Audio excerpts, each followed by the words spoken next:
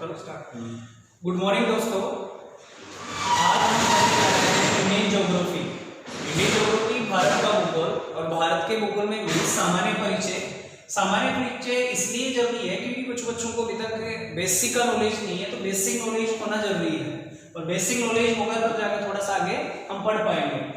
तो भारत के भूगोल को अध्ययन करने के पहले सामान्य परिचय, तो सामान्य परिचय में कुछ फैक्ट होते हैं उनको एनालाइज करते हैं। सबसे पहले इसमें क्या क्या पढ़ेंगे, एक तो पढ़ेंगे भारत की स्थिति। भारत की स्थिति, अब स्थिति भी कैसे पढ़ेंगे, इसमें दो तरीके से स्थिति देखें तो एक तो पॉइंट आ गया क्या, अक्षांशीय व देशांतरीय स्थिति, अक्षांशीय व देशांतरीय स्थिति। फिर इसके बाद में हम देखते हैं एशिया और हिंद महासागर के संदर्भ में स्थिति, के संदर्भ में स्थिति। फिर चौथी देखते हैं, तीसरी देखते हैं भारत की विश्व के संदर्भ में स्थिति, विश्व के संदर्भ में स्थिति। तो ये 3 पॉइंट आज हम कवर करेंगे और इसके साथ साथ इसे समझने से पहले हमें इसका जो भौगोलिक विकास क्रम है या इसका बोल सकते हो नामकरण, उसको समझना अत्यंत आवश्यक है क्योंकि नामकरण के बाद में हम अक्षांशीय देशांतरीय स्थिति और हिंद महासागर एशिया के संदर्भ में स्थिति, भारत या विश्व के संदर्भ में इसकी स्थिति का अध्ययन करेंगे। क्लियर दोस्तों? तो नामकरण की बात करते हैं और नामकरण की स्थिति कैसे क्या आई वो हम अच्छे तरीके से पढ़ेंगे। सबसे पहले नामकरण देखो, नामकरण को हम मुख्य रूप से 5 वर्गों में रखते हैं और वो 5 वर्ग कौन कौन से, जैसे एक तो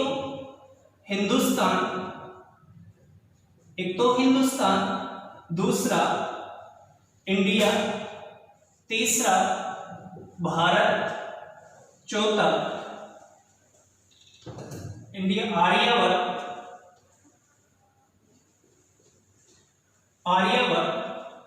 और जम्बूद्वीप। ये 5 तरीके से एनालाइज करेंगे कि हिंदुस्तान क्या है, इंडिया क्या है, भारत कहां से है, आर्यावर्त कहां से, जम्बूद्वीप कहां से है। इसको समझने के लिए सबसे पहले इसका ऐतिहासिक कालक्रम समझना आवश्यक है। क्या समझना आवश्यक है? ऐतिहासिक कालक्रम समझना आवश्यक है। और ऐतिहासिक कालक्रम समझने के लिए हमें कुछ सभ्यताओं का ज्ञान होना आवश्यक है। जैसे एक तो कौन सी, मेसोपोटामिया सभ्यता, दूसरी कौन सी, सिंधु सभ्यता,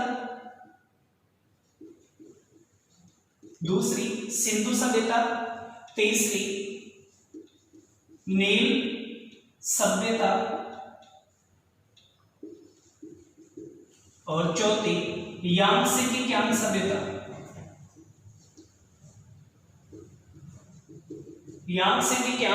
सभ्यता। इन सभ्यताओं को समझने से ही हमें भारत के नामकरण के इतिहास का पता चलेगा, वरना हम इसके इतिहास के बारे में जानकारी नहीं प्राप्त कर पाएंगे। और वो कैसे प्राप्त करेंगे, जैसे हमें पता चलेगा कि वास्तव में इसकी मेसोपोटामिया सभ्यता कहां से आई, सिंधु सभ्यता कहां से आई, नील नदी सभ्यता कहां से आई और यांगत्से की सभ्यता कहां से आई। तो सबसे पहले हम देखते हैं मेसोपोटामिया जो सभ्यता है वो अभी, जैसे मान लीजिए फॉर एग्जांपल ये आपका इंडिया है और इंडिया वाला जो भी ये भौतिक प्रदेश है, यहां से एक भौतिक प्रदेश पड़ता है ऐसे से कुछ, तो यहां पे पड़ती है फारस की खाड़ी। क्या पड़ती है? फारस की खाड़ी। और फारस की खाड़ी के पास यहां पर 2 नदी आकर मिलती हैं, एक तो कौन सी, दजला और दूसरी कौन सी, फरात। ये 2 नदियां आकर मिलती है। तो इसी क्षेत्र आसपास वाला जो भी क्षेत्र है इसको किसके नाम से जानेंगे, मेसोपोटामिया की सभ्यता के नाम से जानते हैं। और मेसोपोटामिया सभ्यता ये कहा जाता है कि लगभग 5000 आज से लगभग 5000 वर्ष पुरानी है। तो ये कह सकते हैं कि उस काल में भारत ऐतिहासिक कालक्रम के आधार पर ऐतिहासिक, सांस्कृतिक और भौगोलिक, इन तीनों ही दृष्टि से संपन्न भौतिक प्रदेश था तथा उस समय भी हम क्या थे, संपन्न थे। इसी कारण ये लोग क्या कर रहे थे, यहाँ से गमन करके इंडिया की तरफ आ रहे थे। अगर संपन्न नहीं होते तो क्यों आते हैं यहाँ पर? तो जाहिर सी बात है 5000 वर्ष पूर्व, आज से लगभग 5000 वर्ष पूर्व है। फिर बात करता हूँ मैं इसकी नील नदी, तो ये लगभग 3500 ईसा पूर्व की बात है। और नील नदी सभ्यता कहाँ पर है, तो सीधी सी बात करते हैं अफ्रीका वाले प्रदेश की। और अफ्रीका वाले प्रदेश में यहाँ पर कौन सी नदी जाती है, कौन सी नदी है, नील नदी है। और इसी नील नदी के नाम पर इस सभ्यता का नाम क्या रख दिया गया, नील सभ्यता रख दिया गया। क्यों रखा गया, क्योंकि इस देखो अधिकांश सभ्यताएं ये वो किसके कारण हुई है, नदी घाटियों के कारण ही विकसित हुई है। या तो नदी घाटियों में क्योंकि जल की व्यवस्था थी तो लोगों ने क्या किया, जल के आसपास वाले क्षेत्रों का चयन किया और वहां पर जाकर रहना प्रारंभ कर दिया। तो ये तो कौन सी होगी, नील नदी घाटी। और देखो इससे अगर मानव में देखें या विश्व में देखें, मानव की उत्पत्ति की बात करें तो यहाँ पर एक झील पड़ती है विक्टोरिया। विक्टोरिया झील से ही मानव की उत्पत्ति मानी जाती है। और विक्टोरिया झील की उत्पत्ति विक्टोरिया झील से मानव की उत्पत्ति मानी जाती है। और यहाँ से निकलकर मानव क्या कर रहा था, चारों तरफ फैल रहा था, चाहे वो एशिया की तरफ हो, चाहे आप अफ्रीका की तरफ हो या यूरोप की तरफ हो, अमेरिका, दक्षिण अमेरिका, उधर हो, उधर ये फैल रहा था। अब बात करते हैं कि इन लोगों की सभ्यता तो हमने समझ ली। ये कौन सी, यांगत्से क्यांग, तो ये सभ्यता कहाँ की है, चीन की सभ्यता है। ठीक है, इसके बाद आती है अपनी सभ्यता, कौन सी, सिंधु घाटी सभ्यता। और सिंधु घाटी सभ्यता कहाँ पड़ती है, तो जाहिर सी बात है इससे जस्ट थोड़ा सा हम ऊपर चलते हैं अपनी मुंडिया वाली में, यानी कि ये लगभग सिंधु नदी का क्षेत्र, यानी कि सिंधु नदी वाली ये कौन सी नदी है, सिंधु के नाम के कारण ही इसका नाम क्या पड़ा, सिंधु सभ्यता पड़ा।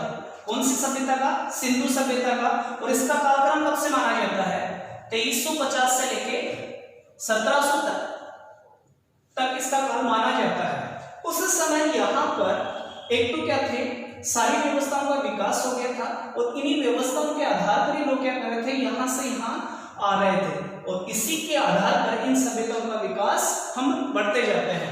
ज्यादा कुछ नहीं है, थोड़ा सा है कि मेसोपोटामिया सभ्यता कहाँ की है, तो जाहिर सी बात है यूनान वाले प्रदेश की। सिंधु सभ्यता कहाँ की है, सिंधु सभ्यता वास्तव में देखें तो वर्तमान में देखें तो भारत व पाकिस्तान, भारत व पाकिस्तान, इन दोनों में ये क्या है, स्थित है। तीसरी है नील नदी घाटी सभ्यता, तो आपको बता दिया कि ये कहाँ है, अफ्रीका महाद्वीप में। और अफ्रीका में भी कहां से, नील नदी वाले जो क्षेत्र है, यहाँ पर कौन सी सभ्यता विकसित हुई थी, नील नदी सभ्यता। यांगत्से क्यांग सभ्यता, तो आपको बता दिया ये कहां पर पड़ती है, अपने इंडिया से जस्ट ऊपर जाते हैं तो आगे कौन सा, चीन वाला भौतिक प्रदेश, तो उसमें कौन सी आ गई, यांगत्से क्यांग सभ्यता। ये तो गया इनका कौन सा, सभ्यताओं का विकास। और सभ्यताओं के आधार पर ही इनको जो भारत है उसको अलग अलग जो भी लोग आए थे वो अलग अलग नामों से पुकारते थे, कुछ हिंदुस्तान, कुछ इंडिया, कुछ भारत, कुछ आर्यवर्त, कुछ जम्बूद्वीप के नाम से पुकारते थे। अब हिंदुस्तान किसने कहा, इंडिया किसने कहा, भारत किसने कहा, ये सारी क्रियाएं हम किसमें पढ़ेंगे, इसके नामकरण में। तो ये देखिए, ये समझ में यहां तक आ गया होगा। आगे देखते हैं,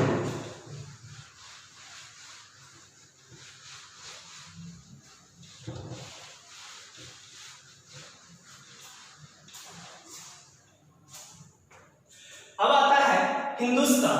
तो हिंदुस्तान की बात करते हैं तो हिंदुस्तान का नामकरण कैसे पड़ा, तो अब देखते हैं नामकरण। और नामकरण की क्रिया विधि किससे, जैसे माना हमने दिया था सबसे पहले हिंदुस्तान, तो हिंदुस्तान कहां से आया, तो इसकी क्रिया विधि को समझने के लिए ये भौतिक प्रदेश पड़ता है, ये तो पड़ता है अफ्रीका महाद्वीप वाला, कौन सा, अफ्रीका महाद्वीप। अफ्रीका महाद्वीप से जस्ट ऊपर चलते हैं तो यहाँ पे आपको एक सभ्यता बताई थी मैंने, कौन सी सभ्यता, नील नदी घाटी सभ्यता, जो कि वर्तमान में कहाँ है, मिस्र में। अब इससे जस्ट ऊपर वाले चले तो इस भौतिक प्रदेश में, और यहाँ पर क्या पड़ता है, ईरान, और यहाँ पर क्या पड़ता है, ईरान भौतिक प्रदेश पड़ता है, यानी देश पड़ रहा है। और यहाँ पर कुछ नदियां आकर मिलती हैं, बताया गया था अभी पहले वाले क्षेत्र में, यहाँ पर नदियां आकर मिलती है। जैसे एक तो कौन सी होगी, दजला, और एक कौन सी होगी, फरात नदी। ये तो कौन सी होगी, दजला, और ये कौन सी होगी, फरहात नदी। दजला में फरात नदी। और यहाँ पे खाड़ी पड़ती है कौन सी, फारस की खाड़ी। कौन सी खाड़ी पड़ती है, फारस की खाड़ी। अब इसके साथ साथ इनका क्या संबंध था कि सर ये क्यों बना रहे हैं, तो इसके साथ साथ हम जोड़ लेते हैं इंडिया वाले भौतिक प्रदेश को। और इंडिया वाले भौतिक प्रदेश में क्रियाविधि यही तो है ना, जैसे मान लीजिए ये इंडिया वाला भौतिक प्रदेश है, मैं थोड़ा सा सही है, ठीक है। अब इसमें यहाँ पर पड़ता है, ये आपका कौन सा हो गया, हिंदुस्तान वाला भौतिक प्रदेश। अब वास्तव में इन लोगों ने क्या किया, उस समय यहाँ से निकलकर ये लोग खोज करने के लिए एक स्थान से दूसरे स्थान पर भटक रहे थे, यानी कि जा रहे थे, और वह खोज करने के साथ साथ ही उस भौतिक प्रदेश की क्रियाविधि को अपने अकॉर्डिंग पुकारते थे। तो यहाँ प्राचीन काल में या अभी वर्तमान की बात करें तो यहाँ पर नदी बहती थी कौन सी, सिंधु नदी। कौन सी नदी, सिंधु नदी। और सिंधु नदी को ये लोग अपने अकॉर्डिंग, यानी कि अपने अकॉर्डिंग किसके नाम से पुकारते थे, यानी कि सै का उच्चारण है के माध्यम से किया करते थे, यानी कि इस सै को क्या बोलते थे, है के नाम से पुकारते थे। तो इन्होंने सिंधु नदी को क्या कहा, हिंदू, ठीक है। और इसी हिंदू के नाम पर क्रियाविधि क्या होगी, इस भौतिक प्रदेश का नाम क्या हो गया, हिंदुस्तान नाम हो गया। ये तो किनकी बात थी, फारसी की बात थी या ईरानी की बात थी, फारसी ईरानी इस भौतिक प्रदेश को किस नाम से पुकारते थे, हिंदुस्तान के नाम से पुकारते थे। अब इसके बाद में कुछ भूगोलविदता हो रहा है या जो भी यहाँ तक भटक रहे थे या इंडिया के बारे में जानना चाह रहे थे, वो लोगों ने क्या, दूसरी चीज आती है। पहली चीज तो क्या होगी, हिंदुस्तान नाम किसने दिया, हिंदुस्तान नाम किसने दिया, तो आ गया कौन सा, फारसी या क्या बोल सकते हो, ईरानी। फारसी या ईरानी ने इस भौतिक प्रदेश को क्या कर दिया, हिंदुस्तान। अब बात करते हैं कौन सा, इंडिया। कौन सी बात करते हैं, इंडिया। यहां तक तो समझ में आ गया होगा। अब इस भौतिक प्रदेश से जस्ट ऊपर चलते हैं थोड़ा सा, इस भौतिक प्रदेश से आगे वाले जो भी भौतिक प्रदेश है उसमें जैसे भूमध्य सागरीय प्रदेश के आसपास वाला क्षेत्र या ग्रीक वाला क्षेत्र या यूं कहें मिस्र वाला क्षेत्र या मिलेटस तुर्की वाला जो भी क्षेत्र है, वो कंप्लीट जो क्षेत्र है वो किसके अंदर आ रहा था, यूनान के अंतर्गत। अर्थात उस भौतिक प्रदेश में कौन कौन से, एथेंस, मिलेटस, और इधर की बात करें तो सिकंदरी आ गया या मिस्र वाला भौतिक प्रदेश आ गया। तो ये जो नगरवास निवासी थे ये यहाँ से निकल कर, जैसे नाम सुना होगा आपने सिकंदरिया का सॉरी, यहाँ से कुछ लोग जैसे स्ट्रोबो निकल के गया था, मेगास्थनीज निकल के गया था। मेगास्थनीज का नाम सुना होगा, मेगास्थनीज ने एक पुस्तक दी थी, ये मेगास्थनीज निकला था, मेगास्थनीज निकला था कहां से, यूनान वासी से। और यहाँ से निकलने के बाद में जैसे ही यहाँ पर पूछा तो इन्होंने यहाँ का इस कंप्लीट क्षेत्र का अध्ययन किया, और अध्ययन करने के बाद में इन्होंने एक पुस्तक दी थी जिसका नाम था क्या, इंडिका। और इसी के नाम से हम कह सकते हैं कि इन्होंने अपना जो भी इस भौतिक प्रदेश को क्या कहा होगा, इंडिया कहा होगा। जाहिर सी बात है क्योंकि इन्होंने पुस्तक इसके बारे में दी थी, इंडिया के बारे में। इसके बाद में कुछ भूगोलविदता हो रहा है या कुछ भौगोलिक विकास का को समझने के लिए हो रहा है। तो इनमें एक और था स्ट्रोबो, जो आपने थोट में अच्छे से पढ़ा होगा, मैंने अच्छे से करवाई भी था उसको। मेगास्थनीज के बाद में कुछ राइटर आए थे जिनमें स्ट्रोबो था। स्ट्रोबो पे आपने सुना है या पढ़ा है, तो उसके स्ट्रोबो ये राइटर था या ये भूगोलविद था। इन्होंने एक पुस्तक दी थी, भौगोलिक विश्वकोश। भौगोलिक विश्वकोश, भौगोलिक विश्वकोश में क्या था, इन्होंने 17 वॉल्यूम बताए थे। और 17 वॉल्यूम की बात करें तो ऐसे 2 वॉल्यूम थे जो एशिया और भारत का वर्णन कर रहे थे। और उन 2 वॉल्यूम में कौन से, एक तो 15वां और एक 16वां। 16वें में तो क्या किया, इन्होंने भौतिक प्रदेशों का वर्णन या प्रदेशों के बारे में बताया, और 15वें के बारे में क्या बताया, इस भारत की स्थिति के बारे में बताया। 15वें वॉल्यूम में क्या बताया, भारत की स्थिति के बारे में बताया। 16वें में किसके बारे में, भौगोलिक यानी कि एशिया की जो भी वर्णन है उनके प्रदेश। और 17वां आपको पता ही है, लीबिया वाला जो भी प्रदेश था उसके बारे में इसमें कुछ बताया गया है। तो एक तो ये कह सकते हैं कि स्ट्रोबो के माध्यम से इन्होंने भारत का वर्णन किया। और दूसरा आपका कौन सा था, मेगास्थनीज। मेगास्थनीज ने इंडिका पुस्तक दी, इंडिका के माध्यम से क्या नाम पड़ा, इंडिया पड़ा। और इसके साथ साथ आपने सुना होगा कि मानचित्र निर्माण करने सारी क्रिया क्या थी, टोलमी। तो टोलमी ने क्या किया था, जैसे भारत, श्रीलंका, पाकिस्तान, अफगानिस्तान, इधर वाला जो भी क्षेत्र है उनके सबके लगभग क्या बनाए थे, मानचित्र बना के प्रस्तुत किए थे। तो इनके माध्यम से स्पष्ट कह सकते हैं कि इस भारत के बारे में बताने वाला या इंडिया के बारे में बताने वाला कौन थे, लगभग ही यूनानी भूगोलवेत्ता। तो ये कह सकते हैं कि यूनानियों ने क्या बताया था,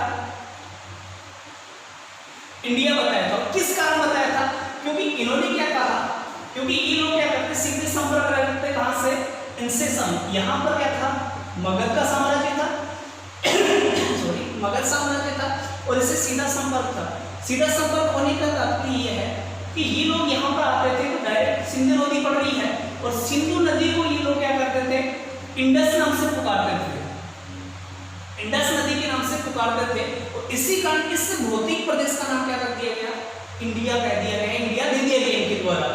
और इंडस किसको, सिंधु नदी को, और सिंधु नदी के किनारे वाले क्षेत्र को उन्होंने एक नाम दिया था जिसका नाम है इंडोइल।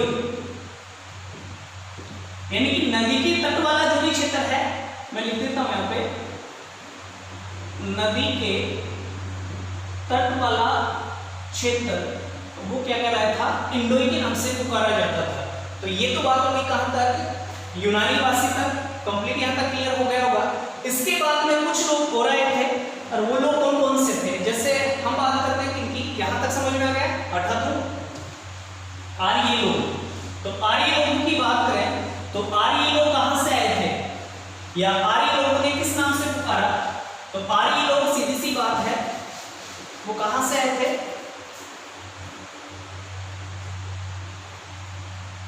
ये अपना इंडिया थोड़ा सा ऐसा बन रहा है,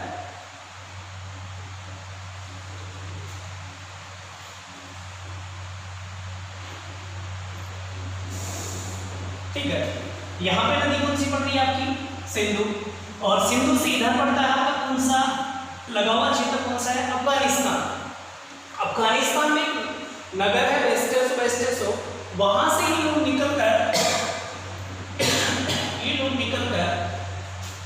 खैबर दर्रा से, कौन सी तरह से, खैबर दर्रा से भारत में प्रवेश किया इन्होंने। कहां प्रवेश किया, इंडिया में प्रवेश किया। किन्होंने, आर्य लोगों ने, किन लोगों ने, आर्य लोगों ने खैबर दर्रा से किसमें प्रवेश किया, इंडिया में प्रवेश किया। और यहां आने के बाद में इनमें भी 5 कबीले यहां पर आए थे, 5 कबीले, या बोल सकते हो आप जन बोल सकते हो या कबीले बोल सकते हो, कुछ भी बोल देंगे। यानी कि 5 कबीले यहां पर आए और उन कबीलों में एक कबीला कौन सा था, भरत कबीला था। एक कबीला कौन सा था, भरत कबीला था। उस कबीले के आधार पर, यानी कि इन आर्य लोगों ने इस कबीले के आधार पर इस देश का नाम क्या रख दिया गया, भारतवर्ष, इसका नाम रख दिया गया। किन्होंने रखा, आर्यवर्तों ने, या आर्यवर्तों ने इस भौतिक प्रदेश को किस नाम से पुकारा, भारतवर्ष। और भारतवर्ष किसके माध्यम से, कबीलों के माध्यम से इन्होंने इसका नाम पुकारा, जो महाभारत में भी आपको देखने को मिलता है। इसके बाद में हम आर्यों की और बात करें तो ये आर्य लोग 5 अलग अलग शाखाओं में आए थे। ये अफगानिस्तान, पाकिस्तान वाला क्षेत्र था, उसमें अलग क्रिया थी। फिर इधर आपका राजस्थान, गुजरात वाला क्षेत्र था, उसमें अलग थे। बीच वाले, मध्य वाले क्षेत्र में और पाश्चात्य क्षेत्र में, यानी कि अलग अलग भौतिक प्रदेशों में जाकर ये निवास करने लग गए थे। तो इनकी क्रियाविधि तो यहाँ तक सीमित हो गई थी। अब क्रियाविधि क्या आती है कि इन लोगों ने ही इस भौतिक प्रदेश को और क्रियाविधि किस माध्यम से समझाया, तो हम बात करते हैं ये क्रियाविधि कब की है, वैदिक काल की। कब की है, वैदिक काल की। और वैदिक काल में भी कौन सा, पौराणिक काल। पौराणिक काल, पौराणिक काल की क्रियाविधि क्या है, यहाँ पर पड़ती कौन सी, विंध्याचल पर्वत। और विंध्याचल पर्वत से ऊपर वाला ये चित्र कौन सा आ गया, हिमालय पर्वत। हिमालय पर्वत।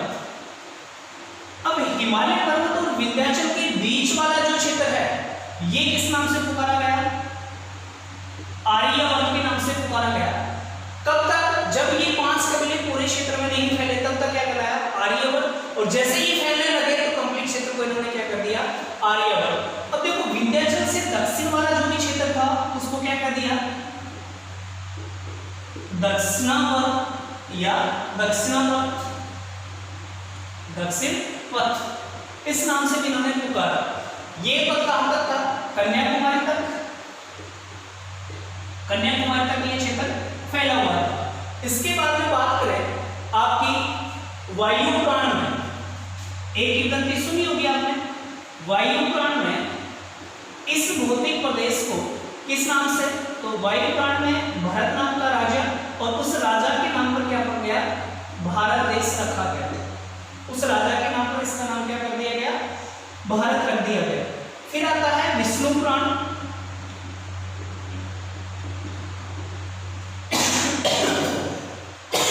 विष्णु पुराण, और विष्णु पुराण में क्रिया क्या विधि होगी, आर्यवर्त के नाम से भी इनको पुकारा गया। तो ये तो इनके हो गए क्या, नामाकरण। जो नामाकरण क्रिया विधि आपको समझ में आ गई होगी। हिंदुस्तान किन्होंने कहा, राजसी ने। फिर आपका इंडिया, इंडिया किसने कहा, यूनानियों ने कहा। आर्यवर्त, आर्यवर्त ये क्रिया विधि आ गई। अफगानिस्तान से आए थे, वेमस्टर नगर से निकलकर खैबर दर्रा को पार करते हुए इंडिया में पहुंचे और उनमें 5 कबीले आए थे।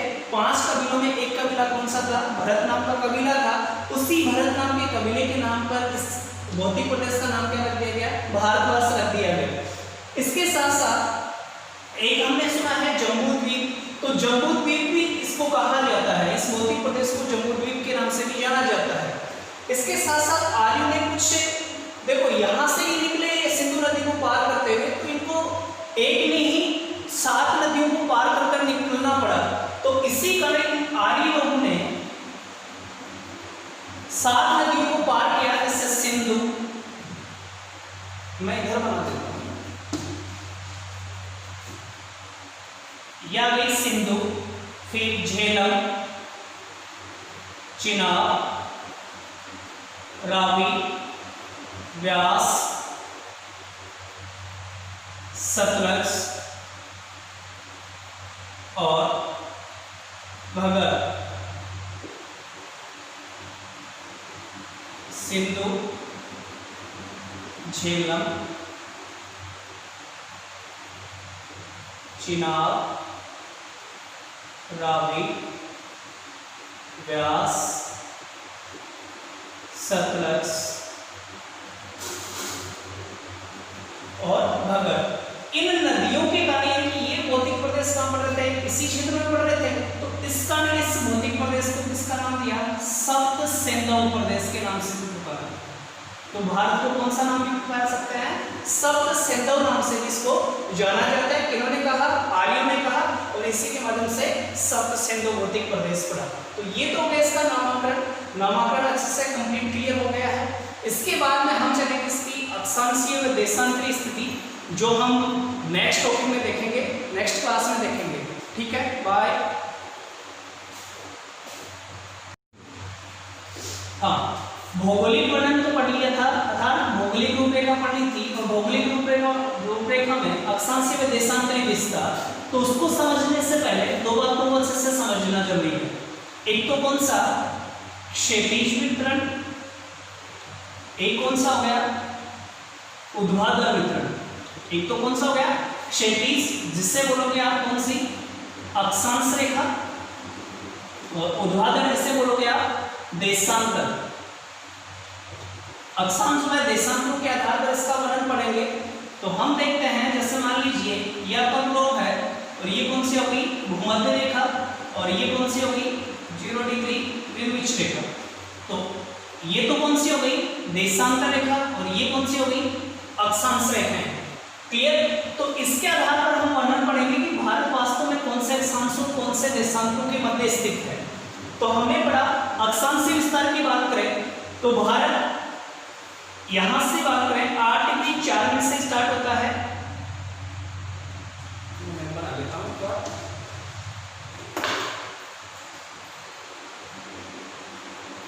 आपको भी अच्छे से समझ में आ जाए।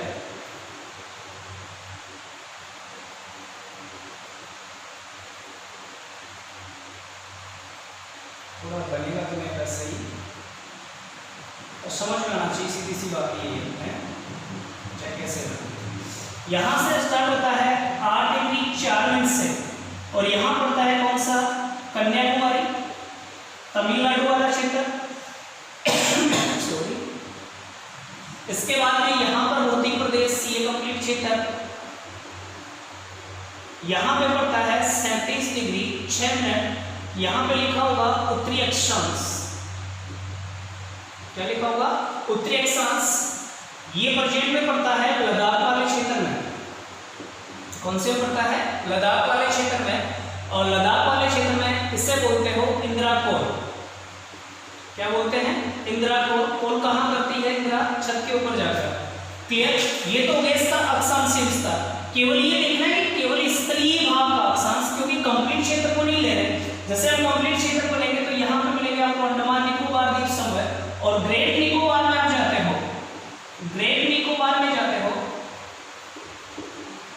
जो भारत का सबसे दक्षिणतम बिंदु आएगा, जिसे बोलते हो इंदिरा पॉइंट। इंदिरा पॉइंट वह है 6 डिग्री 45 मिनट, 6 डिग्री 45 मिनट उत्तरी अक्षांश पर स्थित है, जो भारत का सबसे दक्षिणतम बिंदु है। क्लियर, स्थलीय सीमा यह वो बात की बात है। अक्षांशीय विस्तार 8 डिग्री 4 मिनट से 37 डिग्री 6 मिनट। ये केवल है मुख्य भूमि का। ये मुख्य भूमि कहाँ से स्टार्ट हो रही है, कन्याकुमारी से, और कहाँ तक जा रही है, लद्दाख वाले क्षेत्र से। तो ये मुख्य भूमि होगी कहाँ से, 8 डिग्री 4 मिनट से लेके 37 डिग्री 6 मिनट तक। अगर कंप्लीट विस्तार पूछे तो कहाँ से प्रारंभ होगा, 6 डिग्री 45 मिनट उत्तरी अक्षांश से प्रारंभ होगा, जो कहाँ है, ग्रेट निकोबार में। इस पॉइंट को क्या बोलोगे, इंदिरा पॉइंट को पार्सन पॉइंट, पिगमिलियन पॉइंट के नाम से भी जाना जाता है। इस नाम से इसको जाना जाता है। ये तो गया अक्षांशीय दृष्टि। तो अक्षांशीय दृष्टि को थोड़ा सा यहाँ पे कर लें, क्योंकि ये 0 डिग्री है। अपना भारत देखो, ये कौन सी क्रियाविधि है, एक ग्लोब है, और ग्लोब में हम क्रियाविधि को क्या समझते हैं कि इसके उत्तर वाला क्षेत्र है वो तो किसमें आएगा, उत्तरी गोलार्ध में, और इसके दक्षिण वाला क्षेत्र किसमें आएगा, दक्षिणी गोलार्ध में। उत्तर वाला क्षेत्र किसमें आया, उत्तरी गोलार्ध में। दक्षिण वाला क्षेत्र किसमें आया, दक्षिणी गोलार्ध में। तो इससे स्पष्ट अपने क्या हो रहा है कि यह 8 डिग्री 4 मिनट से 37 डिग्री 6 मिनट उत्तरी अक्षांश है। तो जाहिर सी बात है, उत्तरी अक्षांश है, तो ये क्षेत्र कहाँ होगा, यहाँ पर स्थित होगा, कहीं पर भी स्थित हो सकता है, यहाँ पर हो या कहीं पर भी स्थित हो सकता है। ये कौन सा है, उत्तरी अक्षांश, यानी कि भारत अक्षांशीय दृष्टि से कौन से गोलार्ध में आता है, उत्तरी गोलार्ध में। तो लिख देता हूं, भारत अक्षांशीय दृष्टि से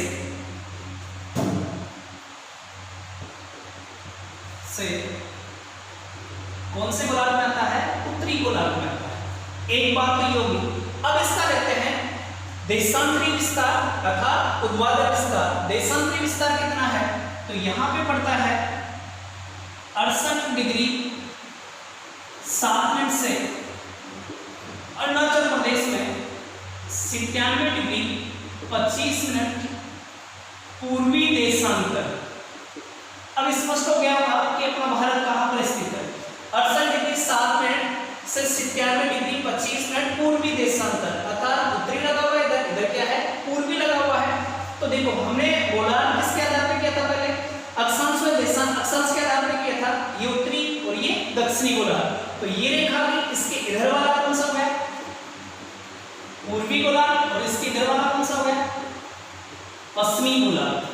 तो 68 डिग्री 7 से लेकर 97 डिग्री 25 मिनट पूर्वी देशांतर है। तो ये 0 डिग्री होगी, और 0 से क्या कर रहा है, बोल रहा है पूर्वी। तो जाहिर सी बात है, अपना देश कहाँ स्थित है, ये यहाँ से स्थित अपना देश। अर्थात अक्षांशीय दृष्टि से तो कौन से गोलार्ध में आया, उत्तरी गोलार्ध में, और देशांतरीय दृष्टि से देखा जाए तो कौन से गोलार्ध में आ रहा है, पूर्वी गोलार्ध में। देशांतरीय दृष्टि से भारत कौन से गोलार्ध में आ रहा है, पूर्वी गोलार्ध में आ रहा है। और अगर दोनों की बात कर ली जाए, दोनों की बात यानी कि अक्षांश व देशांतर की दृष्टि से भारत कौन सी दिशा में स्थित है, या कौन से क्रियाविधि में, कौन से गोलार्ध में आ गया, तो क्रियाविधि कौन सी आ गई, उत्तरी पूर्वी। उत्तरी पूर्वी क्षेत्र में स्थित है। सीधी सी बात हो गई। यहाँ पे कितना 8 डिग्री का कोण बना रहा है, जाहिर सी बात है। तो ये कौन सा हो गया, उत्तरी पूर्वी। तो अक्षांश व देशांतरी दृष्टि से भारत कौन सी तरफ आ गया, उत्तरी पूर्वी दिशा में स्थित हो गया। क्लियर। अब बात करते हैं एशिया के संदर्भ में। तो एशिया की तरफ कौन से आ गया, दक्षिण दिशा में आ गया। और विश्व की बात करें तो विश्व की क्रियाविधि कौन सी आ गई, ये उत्तरी पूर्वी क्षेत्र के अकॉर्डिंग ये है स्थित है। क्लियर। यहां तक हमारा क्लियर हो गया है। अब देखो ये बिंदु कौन कौन से हैं। तो ये तो कन्याकुमारी हो गया, और ये कौन सा हो गया, गौर माथा। गौर माथा किससे बोलते हो आप, कि बुद्धू। ठीक है। वारांग भी बोल सकते हैं, इंदिरापुर आई के ऊपर। गौर माता, इसको ऐसे से याद कर लेना, क्योंकि इसको थोड़ा सा साधारण भाषा का शब्द है। माथा, माथा पाकिस्तान में कम है, तभी आतंकवादी को क्या करते हैं, बना देते हैं। तो ये कम है। गौर माथा किसमें है, इधर वाले क्षेत्र को, यानी कि पश्चिमी बिंदु को गौर माता, गुजरात वाले क्षेत्र को कि बुद्धू। ये कौन से हो गया, अरुणाचल प्रदेश, इसे वालक प्रदेश भी कहते हैं। ये कहाँ है, अरुणाचल प्रदेश में। उत्तरी बिंदु को क्या कहेंगे, इंदिरापुर। दक्षिणी बिंदु को क्या कहेंगे, कन्याकुमारी। ठीक है। और सबसे दक्षिणतम बिंदु कौन सा हो गया, इंदिरा पॉइंट या पिगमिलियन पॉइंट या पार्शल पॉइंट के नाम से जाना जाता है। अब यहाँ पर दो चीज और समझनी है, क्योंकि अपनी अक्षांश के माध्यम से क्या निर्धारित किया जाता है, कटिबंध निर्धारित किए जाते हैं। क्या निर्धारित किए जाते हैं, कटिबंध निर्धारित किए जाते हैं। और देशांतरों के माध्यम से क्या निर्धारित किया जाता है, समय निर्धारित किया जाता है। जो आप समय देते हो वो कौन सा है, देशांतरों के माध्यम से। जैसे ग्रीनविच आपकी साइड में ऐसी पूर्वी देशांतर रेखा वो। अब एक चीज हमें समझनी है कि अक्षांश रेखा है, अक्षांश रेखा भारत के लगभग 8 राज्यों से होकर गुजरती है। भारत के कितने राज्यों से, 8 राज्यों से कर्क रेखा गुजरती है। कितने राज्यों से, 8 राज्य। 8 राज्य कौन कौन से हैं, तो वो 8 राज्य आप मल्टीप्लाई करोगे या देखोगे, जैसे मैप अगर क्लियर कर रखा है तो मैं इसमें बताऊंगा नहीं आप लोगों को एक चीज। इसके साथ साथ देशांतर रेखा, जो आपको बोलते हैं समय मानक या मानक या मुक्त रेखा, जो कौन सी है, 82.5 पूर्वी देशांतर रेखा। कौन सी है, 82.5 पूर्वी देशांतर रेखा। इसको इस अकॉर्डिंग भी बोलते हैं। ये भारत की क्या है, मानक यामोत्तर रेखा। मानक यामोत्तर रेखा है, जो क्या भारत के 5 राज्यों से गुजरती है। कितने राज्यों से, 5 राज्यों से गुजरती है। और ये कितने से, 8 राज्यों से होकर गुजरती है। इनमें सबसे पहले वाला राज्य कौन सा है, कर्क रेखा में गुजरात वाला है। और इधर कौन सा है, यूपी वाला है। यूपी, एमपी, ठीक है, छत्तीसगढ़, उड़ीसा और आपका आंध्र प्रदेश, ये इसके अकॉर्डिंग आ जाते हैं। 8 आप पढ़ लोगे आराम से। तो ये आपकी क्लास में सीधा सीधी बात हो गई कि ये सामान्य परिचय है अक्षांश की दृष्टि से, देशांतर की दृष्टि से, अक्षांश और देशांतर दोनों की दृष्टि से। अब देखो आपके भारत में, भारत के दक्षिण की तरफ क्या है, हिंद महासागर। तो हिंद महासागर की भारत कहाँ है, उत्तर वाली दिशा में स्थित है। तो ये इसकी स्थिति होगी। तो स्थिति का सामान्य परिचय लगभग कंप्लीट हो चुका है। और इसमें जो चीज समझ में नहीं आए कमेंट कर देना, कमेंट करके पूछ लेना जो भी है। नहीं समझ में आ रहा वापस रिपीट करूंगा मैं एक बार, जैसे नेक्स्ट क्लास होगी। Good bye.